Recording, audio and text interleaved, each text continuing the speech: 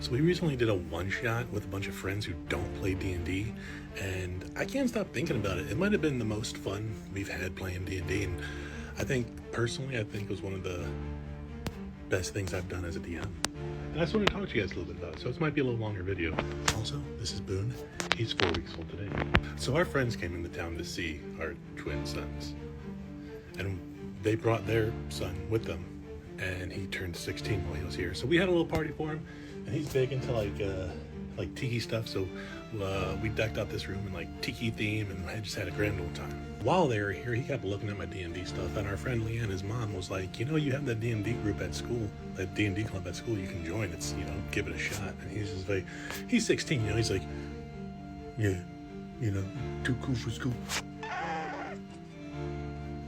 So I thought it'd be cool to run a one-shot. I didn't ask anyone if they wanted to do it. I just spent the night creating a bunch of characters and started writing a plot hook. And I kept it the theme of his birthday, kept that theme going. Note to self and all you DMs out there who might be running a one-shot for friends who haven't played and you're creating all their characters, don't do it when you've had like 5 hours of sleep over the course of a couple of days because you have newborn babies, because you're going to end up making characters like Toma and Tamu, Leilani and Kalani. Like, everyone's going to be confused and you're going to be confused too. Just don't do it. So that's what I did. I created characters for my wife, our friend Daniel, who plays in our normal group, our friends Leanne and her husband Jamie, and their 2 sons, Dean, who was the birthday boy, and his older brother, who.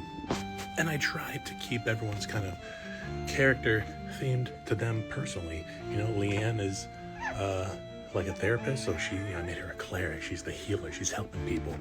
The birthday boy, you know, he's getting into music. He's playing guitar. He's playing my bass the whole time he was here. You know, I made him a bard. Now, the plot hook I came up with was, it takes place on this island. In the center of the island is a volcano. There is a god. His name was Toma, fire god. People used to sacrifice to him during people in the volcano. Crops would thrive, and there was no disease and famine and all that stuff. And they realized, after not doing that a couple years, nothing bad happens when we don't sacrifice. So they haven't sacrificed this god for like 100 years. Now, past couple months, this volcano's been rumbling. It's on the verge of eruption. We have, starting off, our character, another character named Toma, named after this god. He's convincing the town people. This is my friend Daniel, giving an impassioned speech to the town people. Let's go. We gotta stop this volcano. I have a plan. What if we sacrifice some of our own belongings, the things we love the most, to the god? Maybe that will stop the volcano from erupting. He's only able to convince a handful of townsfolk to go with him. And thus our adventure begins. Jamie's barbarian, Leanne's cleric, Dean's bard, brother Orlandon's rogue, Daniel's fighter, and my wife Casey's warlock. Now, it takes a good day and a half to get to this volcano, so they have to long rest in the forest overnight. And this is where I allow them to sit around the campfire, get to know each other a little bit. Everyone tell me a little story about yourselves, you know? Came up with the character sheets. I came up with the names. I let them come up with the rest. I ask, how did he get the name the Tidebreaker? And he comes up with, at first he's like, I don't know. And I'm like, it can be anything you want, dude. Remember, there's no right or wrong in this game. You know, this is the first time he's ever played. He's never played before. So he comes up with this story. There was an earthquake. There was a tsunami, a big wave coming to the island. He stepped out into the water, and he broke that tsunami. Boom! With his body. That's why they call him the Tidebreaker. It was a great story. Like, the birthday boy's bard, whose name I forget, you know, tells a story of, you know, the best concert he's ever had. Also, that's Cooper. You know, they eventually make their way to this volcano, and I wanted it to be a little dungeon crawl too. A little RP, a little dungeon crawl. Nothing too crazy. So they're going to this dungeon, fighting some creatures. Then they come across a puzzle. 4 stone heads with basins in the middle. A giant stone door behind them. All of them have a small symbol etched into them for water, fire, earth, air, but don't tell them what they represent. They eventually figure it out, and as they're going through different rooms in this small dungeon, defeating enemies or flirting with the goblins, get them to give them what's in their pockets, even though they don't speak goblin, but they're just like kind of showing some shoulder and stuff. They get the items they need to put in these basins, and it opens up this stone door. And here they are, the Lord of the Rings moment. You gotta throw this stuff in the volcano. So we go around the table, everybody gives a little prayer, talks about their item before they chuck it in. You know, The barbarian, it's his second favorite great club. Because the bard, he's throwing in his harp because he likes his favorite harp. The cleric's throwing in all these books that she's studied for years. Everybody's going around, and then it gets to Toma, Daniel's character, who's named after the god Toma, and he's like, "I'm here to sacrifice every one of you," and everybody's like, "What?"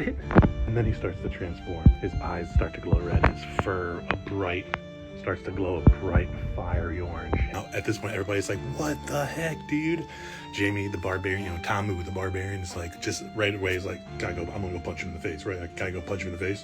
Now, my wife, the warlock, the pact she made, the patron she made that pact to, because she's lived on this island her whole life, was Toma, the fire god. Now, she has a choice. Fight alongside him and sacrifice these people for her god, or fight him, kill him, and potentially lose her powers. She didn't even think. She was like, we're not sacrificing these people. The twist came when the birthday boy, Mr. Dean the Bard, was like, "I like this guy, man. Fuck you. Let's throw these people in the fire, So now it's a PvP battle, and I can kind of just sit back and watch. This is kind of fun for me as a DM. Every once in a while they were making their way through the dungeon, I was having people roll dex checks as the mountain would rumble and shake. And it was success after success after success. Now, mid-battle, everyone roll a dex check. The mountain's rumbling, the mountain's shaking. Everyone succeeds, except for the birthday boy, except for his bard. And he falls into the lava and dies. Sorry, dude. Needless to say, Toma was thwarted. Toma was slain. My wife's warlock lost her abilities, but the village and the island was safe because the volcano, calmed it down. And that was the end of it. It was really fun. I think story-wise, I came up with some good ideas, and I think people were shocked at moments. And when I threw these ideas, especially when I threw them by Daniel, who was playing Toma, he was like, "Yes, dude, yes."